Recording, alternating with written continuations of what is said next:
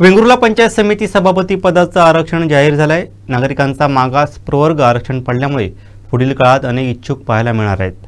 पाहूयात। वेंगुर्ले नगरपालिकेच्या नगराध्यक्ष पदाचं आरक्षण जाहीर झाल्यानंतर आज वेंगुर्ले पंचायत समितीच्या सभापती पदाचं आरक्षण आज जाहीर झालेलं आहे। नागरिकांचा मागास प्रवर्ग हे आरक्षण आज वेंगुर्ले पंचायत समितीच्या सभापती पदासाठी जाहीर झालेलं आहे। गेली 3 वर्षापेक्षा जास्त काळ जो आहे तो वेंगुर्ले पंचायत समितीवरती प्रशासन कारभार पाहत होतं आणि बऱ्याच जणांना उत्सुकता लागलेली होती की हे जे निवडणुका आहेत पंचायत समिती जिल्हा परिषदेच्या त्या कधी लागणार याकडे सर्वांचं लक्ष होतं आणि आता याची आरक्षणही जाहीर झालेली आहेत। नगरपालिकेच्या आरक्षणानंतर आज सभापती पदाचं हे पंचायत समिती सभापती पदाचं आरक्षण जाहीर झालेलं आहे आणि हे आरक्षण जाहीर झाल्यानंतर अनेक जे इच्छुक आहेत ते सुद्धा आपल्याला पुढील काळात पाहायला मिळणार आहेत।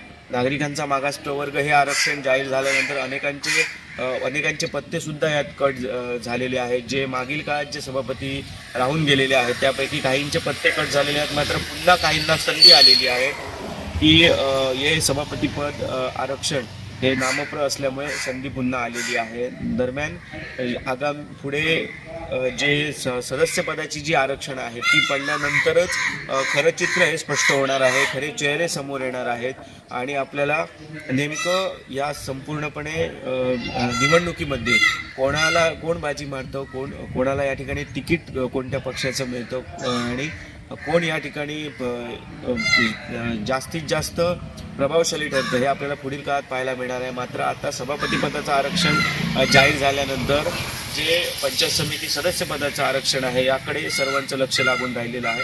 सदस्य पदाची जी आरक्षणं जाहीर झाल्यानंतर कोणत्या भागामध्ये पंचायत समिती मतदारसंघामध्ये कोणतं आरक्षण पडतं आणि तिकडून कोण नेमके उभे राहतात आणि त्याच्यातून निवडून येणारे हे सभापती पदासाठी असणार आहेत, त्याच्यामुळे तिकडे सुद्धा लक्ष लागून राहिले। बरेच इच्छुक चेहरे आपल्याला आगामी काळात या ठिकाणी पाहायला मिळणार आहेत।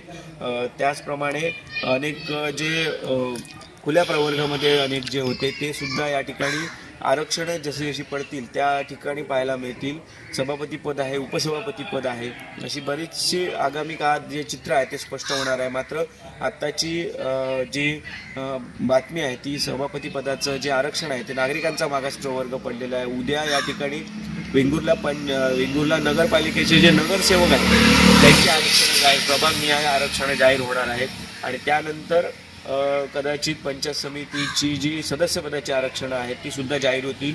मात्र हे एकंदरीतलं वातावरण सर्व पाहता लवकरच या निवडणुका पंचायत समिती जिल्हा परिषद किंवा नगरपालिका निवडणुका ह्या लागणार आहेत आणि आतापासूनच इच्छुकांची जी आहे ती मोर्चे बांधणीला सुरुवात झालेली आहे। तिकीट मिळवण्यासाठी नेत्यांच्या गाठीभेटी असतील किंवा या ठिकाणी मतदारसंघात संपर्क असेल हे या ठिकाणी आपल्याला सध्या बऱ्याच ठिकाणी पाहायला मिळणार आहे। कोकणसात लाईव्हसाठी दीपेश परब, वेंगुर्ला।